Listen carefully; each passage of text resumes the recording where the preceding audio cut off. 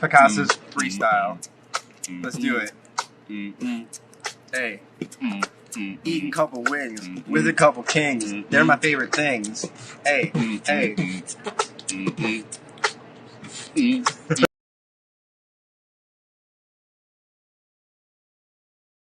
I am muted. Folks, sorry about that. Picasso's freestyle coming to a quick end and then my mute coming on. But you know what day it is. It's Hawkeye Hump Days. And what night is it?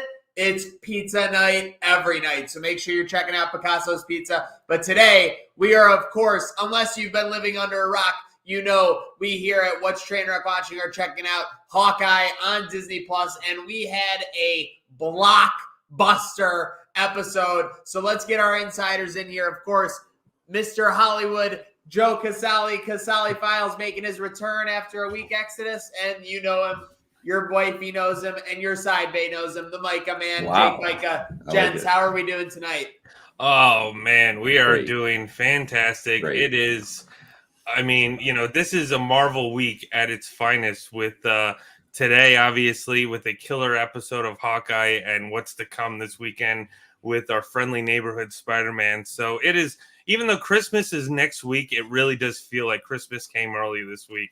With these just fantastic content we're getting.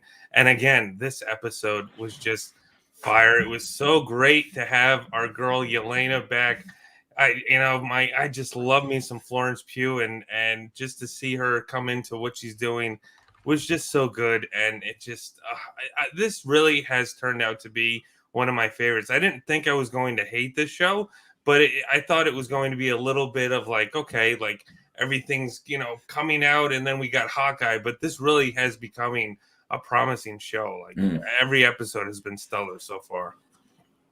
Yeah, I was with you like that before the show came out. I was like, I like Hawkeye. Was like one of the ones I was not looking forward to as much. And I think I said the first review though we did that it was like my favorite show, the first episode at least of all the shows, and it's carried through. It's been great. And you knew that we were in for something crazy with the penultimates. Marvel has definitely been really good with these penultimate episodes, and we got one. And couldn't be more excited to break it down with you guys today. As this, like you said, this is Christmas, bro. Tomorrow is Spidey. Like it's literally feels like the biggest movie. I mean, damn near since Endgame, really that we're seeing. And it's going to be exciting to get into there. So this is a nice little Marvel warm up, I guess, for Spidey that we'll get into eventually too. Absolutely. As we know, it is all related in the MCU, the Marvel Cinematic Universe. And let's get right into it. Typically, we talk about, what's your favorite, storyline in the episode, or what things you like about the episode the most. No choice after that first scene, but to get right into that. So obviously, I must be the biggest idiot because they flashed 2018 on the screen in like the biggest font ever. And it doesn't occur to me like, this might be when the blip's about to happen. I was thinking, is it before? Is it after? We're going to get some acknowledgement. We got some great foliage. We got a great scene. And then we legitimately got a blip out of nowhere. Obviously, we had WandaVision where we saw kind of, Monica Rambeau reform post-blip. But seeing her just kind of blip away, what a scene. Caselli, take me through what you were thinking and how you thought they executed that. Yeah, well, I mean, first, it was just great to kind of see where Yelena was at because, I mean, obviously we met her in the Black Widow movie. She's Black Widow's sister, and she was kind of doing her own thing when Black Widow went away to find the fellow Avengers at the end of Black Widow. So it was kind of, interesting to see what she was doing. She was still trying to do what that whole, kind of side plot in her film was, where she was trying to get to the other, like, mind erased like Black Widows and like help them like regain conscience and get their life back. So it was kind of cool to see that. And again, I mean, I think just why I just love the Infinity War Endgame saga so much with Thanos and the impact is just because even though, we lived through those movies, we're still feeling the remnants and just, the impact of it because it is just so torturous what the whole world went through. I mean, again, even though we know what that time was like, that 5 years, in the very beginning of Endgame, what the Avengers were going through, people just, again, it was a blip, they disappeared and came back like it was nothing, which is honestly horrifying if you really think about it. So, it's really cool because we got that same kind of thing in WandaVision, where that's where we learned where what was her name? Where when she came back. So it was, it's really cool to kind of showcase that this is a lived-in world, and it's not just happening on one side, it's everywhere. So it was really cool to see that this is obviously where she was, because that's also the most heartbreaking thing too, is obviously we know what happened in Endgame. We know what happened between Thanos snapped and Hulk snapped, where they had to go back in time and save the world. And sadly, Black Widow, had to give her life for the stone. So for Yelena to just come back, I mean, her first thing was like, where's Natasha? Where's Natasha? Mm-hmm. And you're sitting on the couch like, oh my God, like, I don't want to tell her, because that's what's so heartbreaking, is because we know, the audience, what happened, but she doesn't. And, that's very heartbreaking to witness. But again, like, so good.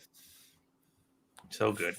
Florence, yeah, it was such a treat. First of all, if you haven't seen Black Widow, like, I don't know what you're doing at this point. Like, you're beyond that. It's still on Disney Plus right now. Like, go slide over, watch it, whatever. Absolutely. If you haven't yet. But she was such a treat in that movie. And so you could tell, like, that's why everybody seems so excited seeing her. And if you hadn't seen that movie for whatever reason, like, she delivered up to the potential this whole episode of what you would expect from her if this was really like your first introduction to her. And it's just a credit to Florence and just like what they were able to do in Black Widow to kind of get that buy-in and establish her really well. But yeah, you said it was horrifying, and literally the first thought in my head is, as we know that Doctor Strange coming up soon is going to be more horror style movies, that it felt like a horror movie there for a second, showing that blip and everything going on. Hi Phil, how you doing, buddy? And so yeah, it was a little bit of a taste of, like, I think what they can do with the horror stuff just in that little flash. I like that. But a really good introduction. And I think this whole episode, like, if you haven't seen that and this was your first introduction to Yelena, like, she's going to be your favorite person, because she was just incredible. Like, 10 out of 10 this whole time, the way through. And she still had, obviously, her sarcasm, her sense of humor, but we'll talk about the different vibe that she had in this episode versus Black Widow in a second, because we're back at the manor, we're back at the penthouse, and breaking news, Jack is under arrest. Well, we got our bad guy, very upset about it, but we're glad we can put this to bed, guys, right? Clearly the bad guy is in captivity, and we're good to go. I mean, yeah, it seems like water on the rug, because it's funny. Like, I wasn't with you guys last week, so I wasn't able to really say what I thought. I really enjoyed, last week's episode. The chemistry between Clint and Kate Bishop is just, like, booming, and I just love them two together. So then to see them kind of fall out, where, like, obviously Hawkeye knows the truth that he's Ronin, and he doesn't want to, put that burden on her. So he kind of goes away, but Kate still wants to go in this fight and still wants to do the right thing. And, she knows, or at least she has the feeling that Jack is just no good. And she wants to just convince her mom, Eleanor, the truth. And the fact that her mom kind of stepped up a little bit, and because, again, she's been kind of somebody who's been kind of shady too. We don't really know everything that's going on between her. So the fact that she kind of stepped up and looked into stuff and was like, you know what, I'm going to listen to my daughter, because they were always kind of like on different terms, where, she wanted one thing and she wanted, her mom wanted another thing. So it was kind of cool to show that, like, she listened to, Kate Bishop for once, and actually got the ball rolling to try and at least prevent, what's happening next. So I that was very good to see, good character build up for sure. I couldn't have said it better myself. That was great, Ake Sally. Our boy Jack, I feel like he's definitely going to come back around in some manner, I feel like, but maybe maybe right now he's put to the side. I think that Eleanor did good job, Eleanor. I mean, Eleanor's a bishop, but I mean, he's looking like a pawn right now. When he was saying that, hey, there we go. When he was saying that he was going to get it cleared up and he was going to get this, he was going to figure out who was behind this. All I can think is that this dude is absolutely clueless, and the uncle kind of knew. The uncle knew that this guy Jack was biting off a little more than he could chew. I think we're definitely confirming the red herring at this point. I would be very shocked to see him back in any like substantial role. We'll get into more of that in a second. But really, the main, aspect of this episode, and one of you guys were excited to talk about when we were doing our little pre-production 5 minutes before the show, we get a great scene between Yelena and Kate Bishop when Kate returns to her apartment. Yelena's got it staked out. Great moment where, Kate Bishop's kind of feeling her out for 3 minutes and then realizes that Yelena could have easily killed her basically at any point, and they kind of realizes when they come, they kind of start to have the conversation there. What did you think of this interaction, Casali? I mean, and obviously, if you're those of you well-spoken in the MCU, is this a potential future Black Widow Hawkeye combo? I mean, let's face it, they're both fit the roles, they're both ready for it. Casali, what did you think, and how did this intro for them go for you? I mean, I definitely hope for that, because I think this was great to kind of witness them, because I mean, Hawkeye knows who Yelena is. Obviously, Hawkeye is so close with Natasha that he's learned about her family. I'm sure, he's in the loop, where Kate Bishop is not. Kate Bishop, this is all new for her. So to kind of still want to, get to the bottom of things, to then have this random girl in her apartment, which again, we all know who she is, but Kate doesn't, is kind of just, I think was just a great setup for what's to come, because it kind of showcased that, Yelena has a mission and she wants to get it done no matter what. I mean, she was told that Black Widow died because at the hands of Hawkeye. I think it's clear that, she has no idea about Vormir and the Soul Stone and sacrifice and, Red Skull and all that stuff. So I think, it's safe to say that she has a mission, and obviously her passion and her love for Natasha, that was beautifully shown. Again, please watch Black Widow if any of this is kind of fuzzy, because that's, even though it was, it kind of came out of nowhere. It was the beginning of movies coming back, but it really is such a good story. So to showcase, that and how much passion she has, where she doesn't care who it is. And obviously she knows who Hawkeye is. I'm sure, or at least she knows a lot about him through Natasha. So it's interesting to see her passion, to be like, hey, I don't care. I got to take down whoever, because Natasha meant the world to me. And, she, like Vin Diesel and Fast and Furious, it's all about family now. So, but to witness, their chemistry growing, because, I'm sure this isn't the last time we see this isn't the last time we see Yelena. Florence Pugh is an up-and-coming superstar. She has been in so much stuff lately. She, and she was Paige, playing Paige the wrestler and Fighting With My Family. She was in Horror, Midsummer. She has been an outstanding actress, and I love her so much. So to see her in this was so good, because she's a superstar, a growing superstar, and even Haley Steinfeld. So to see that showcase where, again, I think that's what these shows do beautifully, is they kind of set up these character moments, and not truly cinematic, but at least it kind of gives it more time with the characters, and not action sequence score, all that stuff which you get with the MCU movies. So I think, that was it was kind of needed to have their chemistry grow, and I think it's promising. And I mean, who doesn't love mac and cheese? Come on. So we gotta talk about that elite addition of the hot sauce to the mac and cheese, right? Very true. Absolutely. Very true, bro. Oh my God. That's when she said that, that was the most relatable. That whole exchange about the mac and cheese was the most relatable MCU moment I think I've ever had. Kate being of course, I know boxed mac and cheese is delicious. Also the one fork I lived in a situation with slim cutlery, I would say, in college at one point. So understanding some people just, or they just lose forks. Like I think people just lose track. Sometimes you throw them away, whatever. If you want to go back to, I think if you want to listen to a Florence Pugh love fest, I think, and we keep going back to Black Widow, but I'm pretty sure our Black Widow review was just basically all of that too, talking about all that too. And it just shows that we see her in this episode, and it's like the main thing we want to talk about.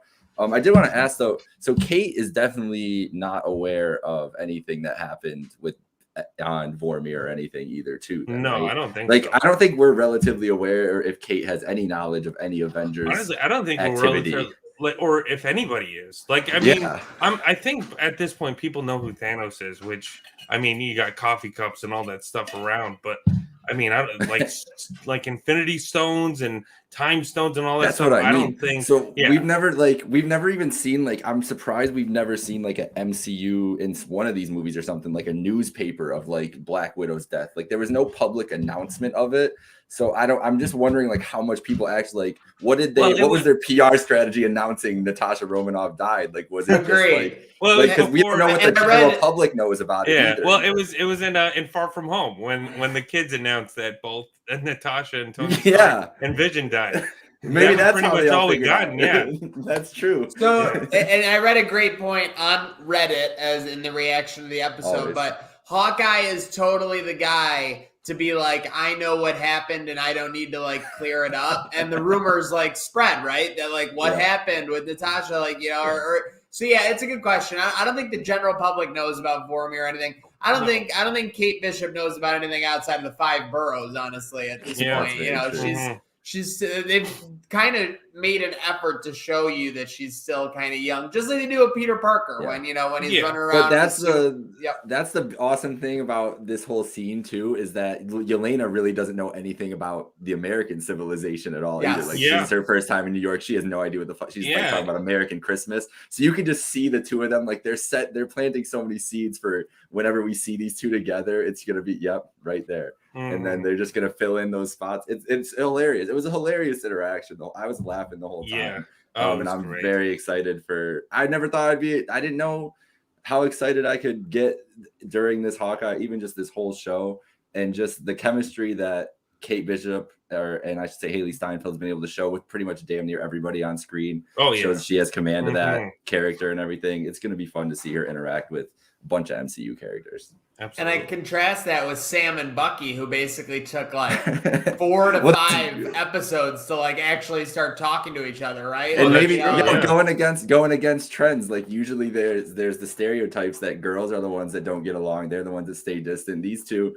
friends right away. The two guys couldn't be friends. They've been together for years now. They still can barely even be friends. So seriously, I like it. Very flip those narratives. Yeah, that's great storytelling. So then, obviously, speaking of great storytelling, and obviously speaking of monuments and kind of talking about Avengers doing their thing, this is the spot where the Avengers first assembled. Pretty sick monument, honestly. I'm surprised there weren't way more people there, dressed up, taking pictures and stuff. That comes to me as a spot that would be Fan Fest Central. Cool. Go ahead, Casali. Well, I want to throw this quickly in there because I actually just read an article before we hopped on the podcast that I think actually is very interesting. Is because that monument obviously was shown in Hawkeye because obviously we have a big movie coming up at the end of the week, but it actually kind of and it was shown in the trailers of No Way Home, but it actually looks a little familiar where we're going to see maybe a big battle around that monument, because I believe it was just. I think I just read that it was confirmed. Now, obviously, this takes place during Christmas time, and No Way Home takes place right after Far From Home. So I think Hawkeye still is going. This is still taking place after the events of No Way Home. So I think it's interesting to kind of showcase something in there. I think we're going to see that spot again really soon. So very excited. Oh no, are we going to see a panoramic view of Spidey, of all 3 Spideys and Doc Ock and Goblin all fighting off some other entity? 4 Spideys? Who knows? But what about 5th Spidey? That's how. Yeah. 6 Spideys. Okay. He needs. When it comes to Spideys, the limit does not exist. Peter Porker, the guy. Agreed. Peter Porker. I thought you meant Spider Pig from the Simpsons movie. Well, right? I mean, Is both. that what we're talking about? I'm going for both. Well, there's Spider Ham too, the dude from Spider-Verse. John Mulaney. Yeah. Spider Ham, whatever his name is. Yeah. Give me everything. What'd you think of Hawkeye's conversation with Laura before he went full Ronin? I thought that was nice because I'm obviously nice. Well, listen, Laura, she knows, she knows he has to go to a dark spot. Well, because I'm sure Laura knows everything. It fueled my Mockingbird thing way more, that whole conversation, because she just knew everything. She was in that mindset. Right. She was in that killer. That was an all mindset. business. You do what you do. Yeah, I heard that conversation last week. Yeah. So. Yeah, that's right. Yeah. So yeah, I mean, listen, obviously she knows I'm sure she knows everything from Hawkeye of what went through, because she was blipped out. So I'm sure Hawkeye told her everything and whatnot. Because they seem really close. So obviously she wants to kind of talk. He wants to talk to her to let him know, to extinguish his demons, or at least get it out a little bit. To kind of let him know that everything's gonna be okay. Obviously it's a dark place, and I'm sure Clint never wanted to put that suit back on. So, that on its own is kind of, I think a little important. But I mean, we haven't even talked. That's right, because last week even hurt the flip side, because you were talking about Mockingbird and Agents of S.H.I.E.L.D. and stuff. I'm a huge fan for Agents of S.H.I.E.L.D. You are. So Agents of S.H.I.E.L.D. is so good. That was such a good series. The last season was a little okay, it seems like they're just trying to get it done. But everything before that was just so good. So even if, who knows if we're going to get that version, or who knows? Because I think with, now the TV show's coming in and multiverse, anything's possible. But that's exciting, because I would so love Agents of S.H.I.E.L.D. to, I'm sure it is canon, or I don't know how they define it. I think there's been rumors. The rumor is that Feige wants it to be not canonized, and that they've been working towards that. So that's why I think that it's more possible. And I'm not taking credit for the Bobby Morse as Laura Barton rumors. As I looked it up after the last week's episode and everything, there was rumors from some of the superhero rumor websites, the prominent ones though, a year ago, that it was potential that Bobby Morse was showing up in the Hawkeye show. Obviously because they're probably naturally because of their comic book connection, but just their interactions have just makes me feel like she knows she knows the inner workings of what he's doing, not just what he's telling her. And it would be a great way to bring her in, especially if they, unfortunately for your loving of Agents of S.H.I.E.L.D., wanted to just get rid of Agents of S.H.I.E.L.D. Mockingbird was the best part of that show for me too. So I could see it go either way, because I understand. And even Agents of S.H.I.E.L.D., they kind of did their own thing. They, that season they went into space was. Although, remember the episode after and all that stuff. Remember the episode after Civil War came out, how crazy that was, because all the helicarriers were getting it literally opened the episode with all the helicarriers exploding, and you were just like, oh shit. So that was a good moment. Yeah, absolutely. Again, it's the same thing with Star Wars. It's you can make stuff canon, make stuff not canon. Who knows at this point? No matter what, it's still great material, and it's still great to be. Again, if you haven't watched Agents of S.H.I.E.L.D., I know we're talking about Hawkeye, which Hawkeye again is knocking out of the park. He is an Agents of S.H.I.E.L.D. and he is an Agents of S.H.I.E.L.D. So there you go. But Agents of S.H.I.E.L.D. is a very underrated show. I really enjoyed it all the way through. Seems like it was ahead of its time. I've never seen it. Absolutely. But what I've seen, as far as Marvel and everything, and we're talking about canon. You're right. It's such a great time to be a Marvel and a Star Wars fan.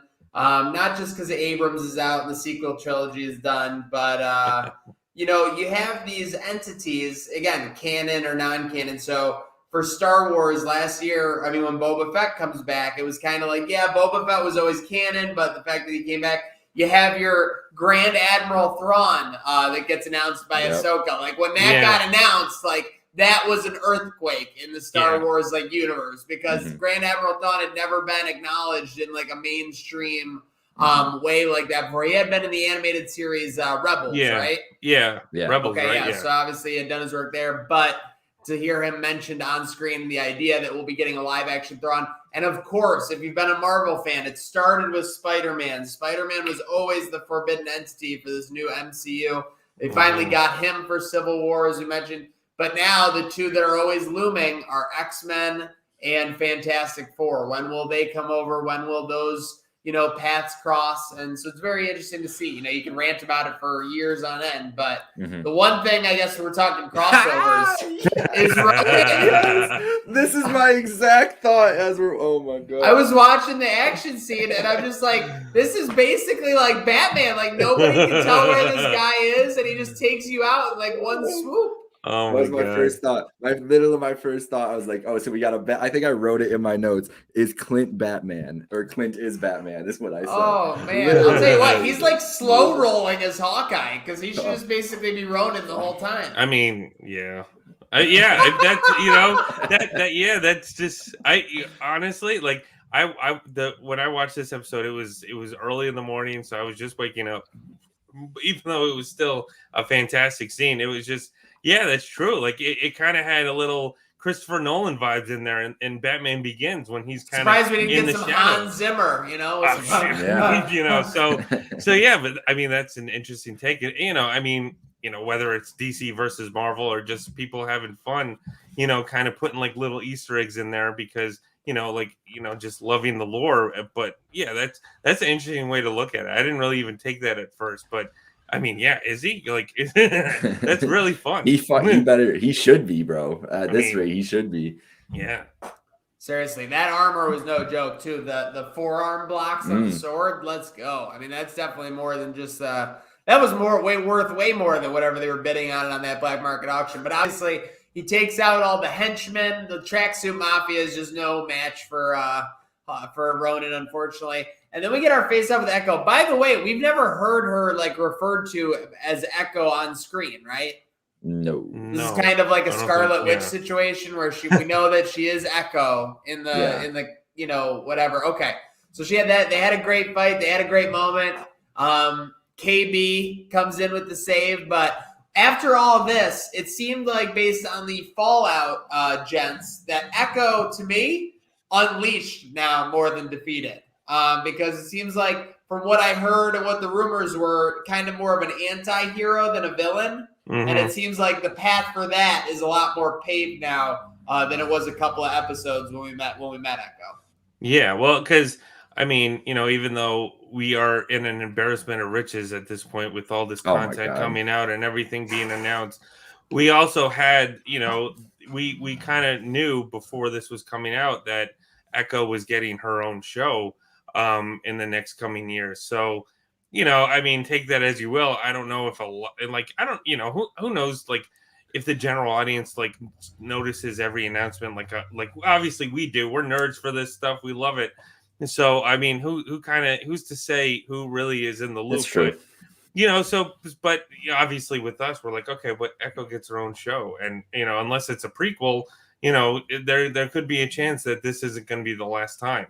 So it's kind of, and it's kind of cool to kind of see like maybe she did need to be put on a different path, and that's what we're going to get with her future. So, I mean, who's to say if we're going to get a season 2 of Hawkeye? Like at this point, like really the sky's the limit. So it's really interesting. And I think Echo is just such a very different character. I really didn't know too much about her before the show, and I'm really pleased with what they've done with it. And I think I can't think of her name right now, but the girl who plays Echo, I think this was like her first role, so it's pretty cool to showcase showcase that, and someone who's deaf, to kind of play a role in the show. So that's important. And I think it really plays out because you could just like half-ass it and be like, okay, we want to represent this, minority, but it really kind of, she really, put her foot in the door. I mean, obviously there's a Hawkeye and Kate Bishop show, but she really like stood her ground and was like, no, like I'm a part of this too. Like, you know, this is also my story, and she proved herself for sure. Great name for Echo, Alaqua Cox. Okay, yeah, that's right. Okay, yeah, great name, and a little tidbit: deaf in real life as well. So I know sometimes you see those things where it's acting out, but true to the role. Yeah. Yes. I agree on definitely Unleashed with what we're coming forward.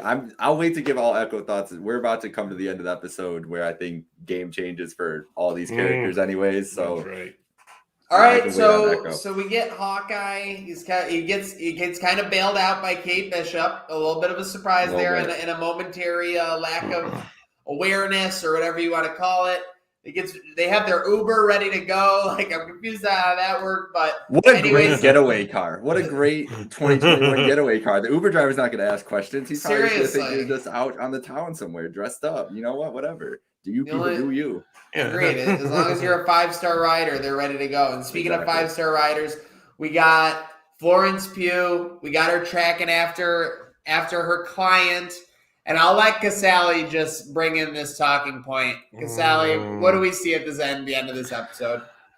So what was it? So she was, Florence Pugh was kind of getting to the bottom of this, and then it's the scene where like Hawkeye and Kate Bishop are together, and she gets a text. Because right there, I think they were in their apartment, like sitting on the couch. They were, and she gets they're around the table eating food. Right, yeah. And so she gets a text from Yelena saying that, I know who hired me. First off, biggest plot twist, Eleanor Bishop, which I mean is like, hello, like I said before, like we kind of knew like something was up with her. Like not that I didn't fully trust her, but I mean, who's to say? But she really had it really looked like she had like a sort of dark side to her. So to read that is more than enough. But then we get a picture. And if you go deep into the picture, you see a familiar bald guy named KINGPIN. Vincent D'Onofrio is back, ladies and gentlemen, in the MCU. How exciting is that? That just, I mean, come on. Like, it has been a while since, I mean, I don't, like, talk about all these shows. The Netflix Marvel shows have been stellar. Some better than others. And Daredevil has been nothing but pure enjoyment through and through. And to see Vincent D'Onofrio back as Kingpin is just because there was a lot of like rumors and stuff throughout the weeks I was reading on Twitter. Like, is this the case? Because there's also a lot of rumors on the other side going into No Way Home with another character that we know from that show. So to actually see that it's involved now and they can play with their toys and that's just so exciting, to see that, because Vincent D'Onofrio has done a fantastic job as Kingpin in that series. I mean, through and through, not only his chemistry with Charlie Cox, who played Daredevil, but just everything. It was just so, like role defining for him. And it's just, and Vincent D'Onofrio, he's been around forever. He's a really well-established actor. So to see him come back and there was also there was such a rally, in the past when the rights for the Netflix stuff were going up, like people were dying to have this stuff connected to the MCU, because like you could go either which way, whether the shows were connected, where they weren't. The creator, Kevin, again, kind of like with the Agents of S.H.I.E.L.D., Kevin Feige, and I think it was Joe Quesada, who was the producer on those shows, kind of didn't really get along that much. So even though they were kind of the refines were there, like the roots were there, but they still didn't really fully connect. And which was it? I mean, I could say that was a shame, but I mean, obviously it looks like they get to finally play with the toys. So, I mean, not only opening the possibility for so much stuff, I'm rallying for, I mean, if I get the chance to see John Bernthal as the Punisher again, I mean, I'm really getting ahead of myself. I mean, that'd be just pure enjoyment. But to just have this moment, even if it was just a picture, I mean, that's what everybody's talking about. Like, it's just, that's so exciting, to see that. So I'm very I mean, come on, that's great, I mean, it's so exciting to see that. Absolutely. exciting, and if you want to just look at it from a pure Marvel Cinematic Universe lens, absolutely terrifying for a lot of people involved in the MCU. Our boy Kingpin, speaking of our friend, our spider friend tomorrow, debuted Amazing Spider-Man 50. So a historic Spider-Man villain initially, obviously had the great Netflix show. D'Onofrio was awesome in that with Daredevil. What were you gonna say, Sally?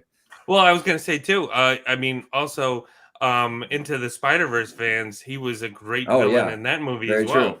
So that was kind of like, and not a precursor because obviously that wasn't connected, but you know, again, like the inklings are there, so it's very exciting.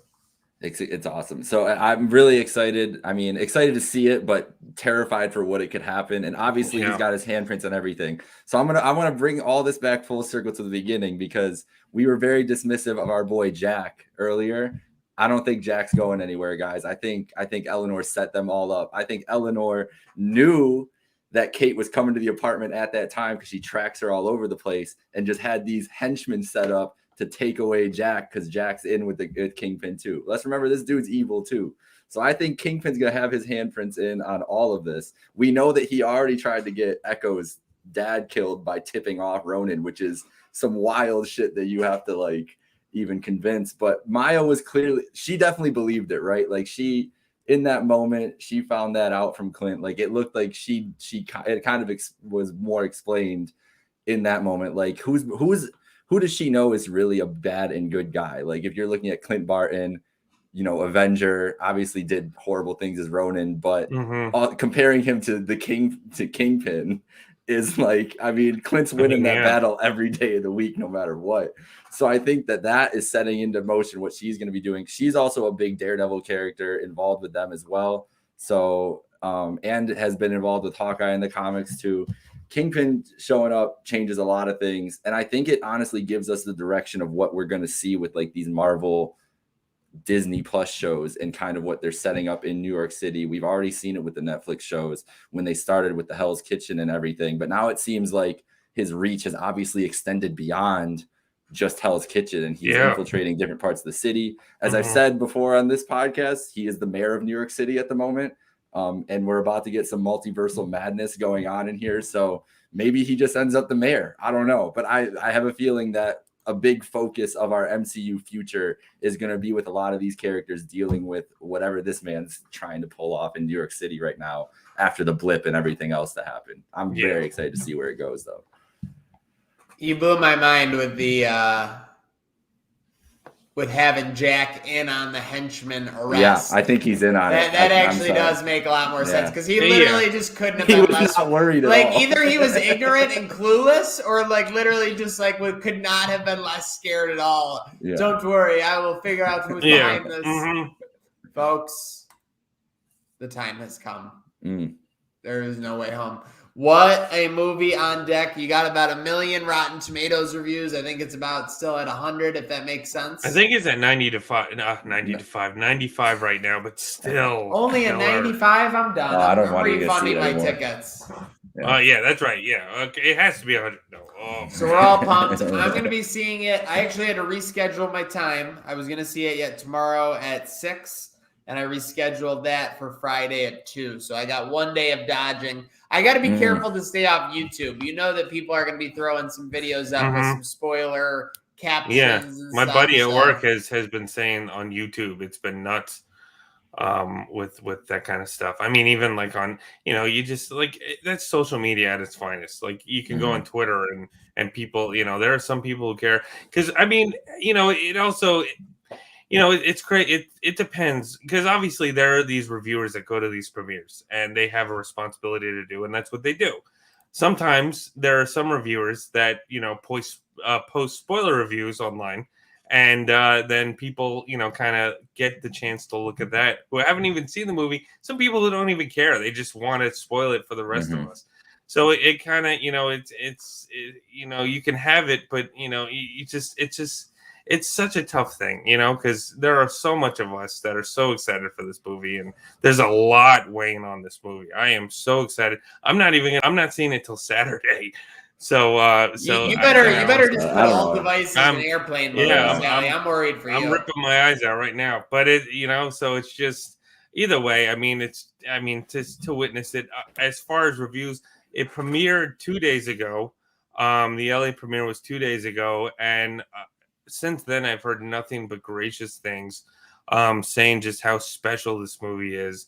You know, not even just as a Spider-Man fan within the MCU, but Spider-Man fan. I've been a Spider-Man fan, forever. The 2002 movie is so special to my heart. That whole trilogy, Sam Raimi, what he did with those movies alone, so special to my heart. That one of the first superhero movies I ever watched. That I remember. Besides like having Batman Forever on in the background or something like that, was Sam Raimi's Spider-Man and Tobey Maguire and William Dafoe as Green Goblin and all that stuff. So, just kind of having this film as a celebration of that is just really special. So I'm really, really excited because that's all I've been hearing is just how emotional it is and just how much of an adventure this is. Everybody was like, obviously the pandemic happened, COVID hit.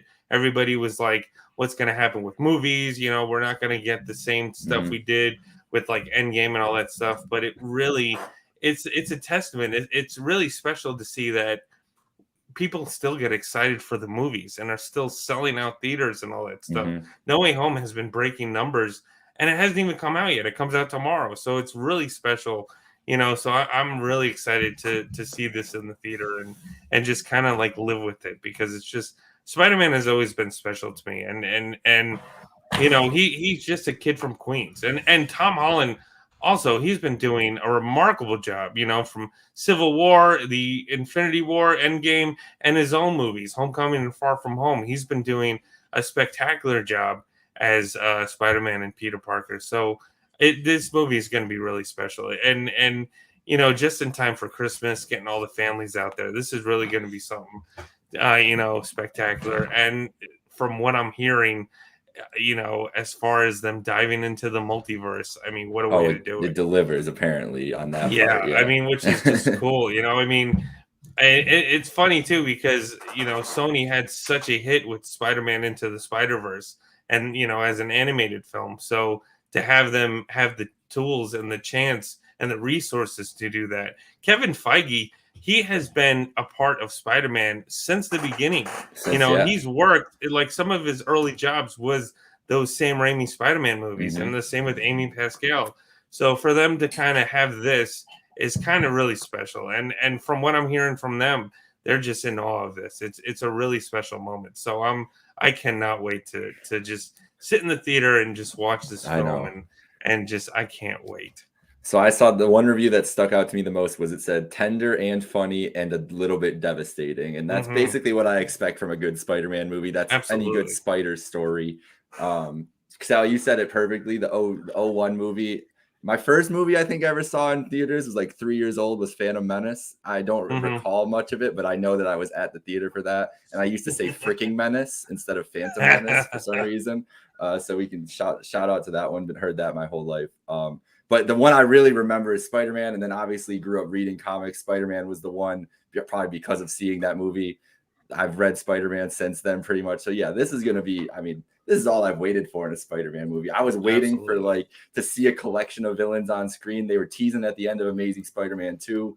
I remember they had that was one of the first Snapchat things where I remember scanning a QR code on some Taco Bell thing, and you tuned in at the end of the movie, and it showed you all the little animals, emblems of all the different what was supposed to be there, Sinister Six. It was crazy, dude. I was so excited. Yeah, I was looking at shit, but I'm excited to see that. And see how it plays out. It's from everything we know, it's going to be the perfect Spider-Man story and gets crazy with the multiverse. I've heard that the MCU someone said one of their reviews, this is the most uncertain I've ever felt leaving a Marvel movie. And I don't even know how to comprehend that because I've literally left Marvel movies just with my jaw dropped, what the fuck's about to happen. Yeah. So my question for you guys is over under 3.5 spiders, how many show up? So is it 3 or is it going to be more? That's pretty. We feel like 3 is the number. That's the most. I know. I think you guys are both going to go over, but I think that we're overestimating the mainstream fan, and they don't want to do too much too quickly It might be some other well-known entities, but I think they're just going to stick with those three for this film. I honestly, I got to agree with Maniac here because I do, like, as much as, because Sony has also announced that they're doing another trilogy with Tom Holland within the MCU. So, look, they could do, they could introduce and set up Miles and all that stuff. And, that's what we're here for. I mean, Miles Morales, he was such a unheard of character, and then Into the Spider-Verse came out and everybody's talking about him. So they could really do that. But as far as showing up, I mean, obviously Tom Holland, but I think this is always if Tobey Maguire, I'm sorry I keep cutting you off, but if Tobey Maguire actually shows up, even Andrew Garfield, I know he's dodging his interviews. Like, I'm not in the movie. Go see my movie on Netflix. I'm not in this movie. I don't want to talk about it. Dude, you're going to show up this weekend. I don't think he can handle the pressure. I don't think he can handle the spoiler pressure. This is legitimately CM Punk last dance. It really is. There's absolutely, despite nobody having it 1,000%, there is no way that him and Tobey Maguire are not in this movie. To see Tobey again, that is going to be fantastic. That's going to be like seeing Han in The Force Awakens again. That's just going to be so great. I was even just thinking today about Go ahead. The trailer interaction, the trailer interaction even of Tom Holland talking to Alfred Molina as Dr. Octopus, wherever they are. I was thinking about today. I'm like trying to wrap my head around what that conversation looked like. And you're it's not so Peter crazy. Parker. Yeah, like it's gonna be mind blowing shit the whole way through. Just them explaining it. I can't wait. And Goblin and Willem Dafoe as Goblin. I can't wait. Yeah, because we haven't really got a lot of him. Like we've got him in the costume. We've got his voice, but we haven't really seen him. I'm so excited to, because he is just, Over under 1.5 Jamesons. Oh. How many J. Jonah Jamesons do we get? Is it going to be like a J.K. Simmons multiverse? That's exactly. a really good opportunity. Different versions of him. Multiple Simmonses? I think we're seeing two. We're going to see, we're going to see new, obviously, he's kind of impersonating the one guy, Alex Jones or whatever. Yeah, he has the blog. We're gonna see Alex Jones. We're gonna see Alex Jones, bald J. Jonah Jameson. We're gonna see facial hair. Oh man, crazy! Come on. He's with he is the best. Oh my god! I agree. That's right. I'm ready for it. Absolutely. And this will likely be the best. Make sure you're following along with the best. Wait, did you have one more question? Or no, you got it out. That was it. I just wanted how many triple J's are we going to get? But it cannot get here soon enough. And folks, stay tuned because probably this Saturday night, likely, tentatively, we'll have our No Way Home spoiler-filled review. So we will discuss it. We'll recap it. We'll break it down. We'll see if we're a little bit devastated, just like some of the other reviewers. Big shout out to our crew here. We got Caselli Files. We got the Majka Man, Jake Micah, as always, here at What's TrainWreck Watching. Make sure you're following along Spotify, SoundCloud, Twitter, Facebook, Apple Podcasts, anywhere where you can get your streaming podcast. Because here at What's TrainWreck Watching, even when there is a big spider movie on the horizon, it's not about your DVR. It's not about what you can Netflix. It's about next.